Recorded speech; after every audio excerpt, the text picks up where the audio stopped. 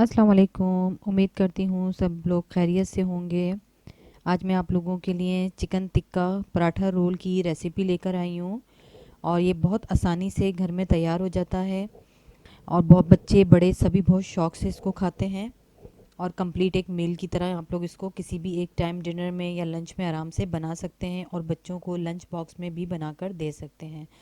बहुत खुशी से बच्चे जो हैं इसको खाते हैं।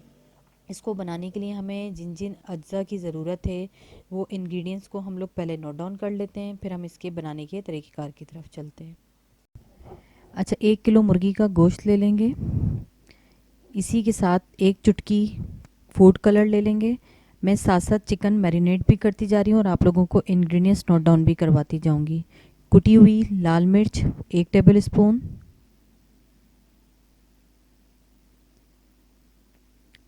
3 टेबल स्पून दही,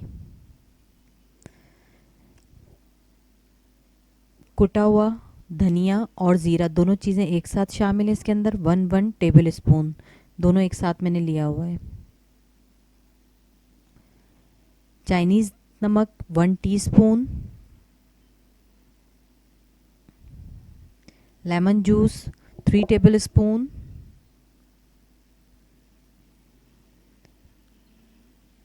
नमक आप लोग अपने जायके के हिसाब से डाल लीजिएगा। कुटी हुई काली मिर्च 1 टीस्पून, पिसी हुई लाल मिर्च 1 टीस्पून, मिर्चें आप लोग अपने हिसाब से डालिएगा।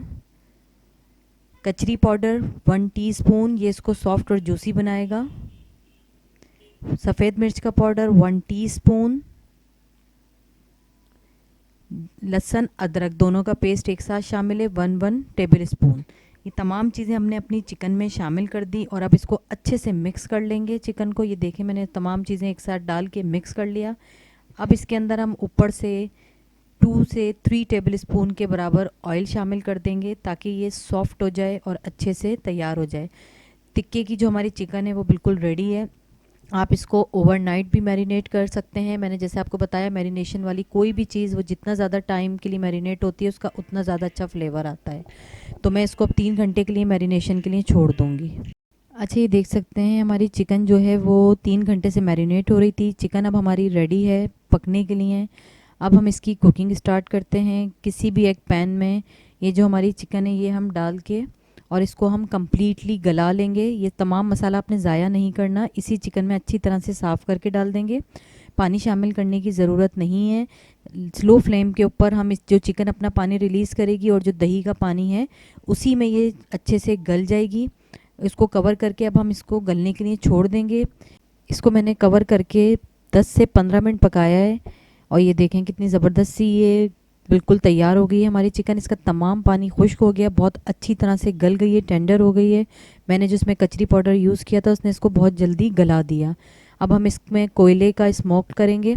एक प्याली में मैंने 1 टेबल स्पून ऑयल शामिल किया। अच्छी तरह से गर्म किया हुआ कोयला, ये देखें कि रेड हो रहा है कोयला, वो अब हम इसके जो ऑयल वाली प्याली इसमें डाल के और इसको हम कवर कर देंगे जब तक ये स्मोक ख़त्म नहीं हो जाता। कम से कम इसको 10 से 15 मिनट के लिए स्मोक होने दीजिएगा ताकि अच्छा सा फ्लेवर जो है वो पूरी चिकन में शामिल हो जाए स्मोक का। इसी से हमारा जो बारबेक्यू का फ्लेवर है वो आएगा। और मैंने हड्डी वाली चिकन इस वजह से यूज़ की है क्योंकि उसमें एक बहुत जूसी सी होती है, उसका फ्लेवर ज़्यादा अच्छा होता है बानिस्बत बोनलेस चिकन के, तो मैंने इसलिए हड्डी वाला वो यूज़ किया है। जैसे ही ये हमारी स्मोक हो जाती है तो फिर हम अपने पराठे बनाते हैं। पराठे बनाने के बाद फिर इसकी सम्बलिंग करते हैं, अपने पराठे रेडी करते हैं, chicken tikka paratha roll ready करते हैं। अच्छा, मैंने चिकन को अब हड्डी से अलग करके इसका रेशा करके और ये देख सकते हैं प्लेट में शामिल कर लिया। बहुत बारीक रेशा नहीं करना, चंक्स साइज़ में आपकी ये बोटियाँ होनी चाहिए। आपने हड्डी से जब ठंडी हो जाए चिकन आपकी तो उस हड्डी से अलग कर देंगे। और मैंने पराठा बना के रेडी किया हुआ है। अब हम इसकी असेंबलिंग की तरफ चलते हैं। अच्छा, इसकी असेंबलिंग करने से पहले हमें एक सॉस की ज़रूरत पड़ेगी, तो पहले हम वो सॉस रेडी कर लेते हैं। उसमें हमें क्या क्या चीज़ें चाहिए पहले वो आप लोग लिख लें, उसको बना लें। उसके बाद फिर हम इसकी पराठे की असेंबलिंग करेंगे। इसको बनाने के लिए मैंने 1 कप मेयोनीज़ लिया है। उसी के साथ मैंने 3 to 4 टेबल स्पून दही लिया है और अच्छी तरह से इसको फेंट लिया है। 1 टीस्पून सफ़ेद मिर्च का पाउडर, 1 टीस्पून काली मिर्च का पाउडर, 1 टीस्पून लहसुन का पाउडर। नमक अपने जायके के मुताबिक ले लीजिएगा, बहुत ज़्यादा नहीं जाएगा, थोड़ा सा जाएगा क्योंकि मायोनीज़ में नमक ऑलरेडी होता है। अब आप इन तमाम चीज़ों को एक साथ मिला के अच्छी तरह से फेंट लेंगे तो हमारा ये सॉस रेडी हो जाएगा। जब ये सॉस आपका रेडी हो जाएगा तो उसके बाद हम इसकी पराठे की असेंबलिंग करेंगे, तो उसके ऊपर से ये हम सॉस को अपने स्प्रिंकल करेंगे।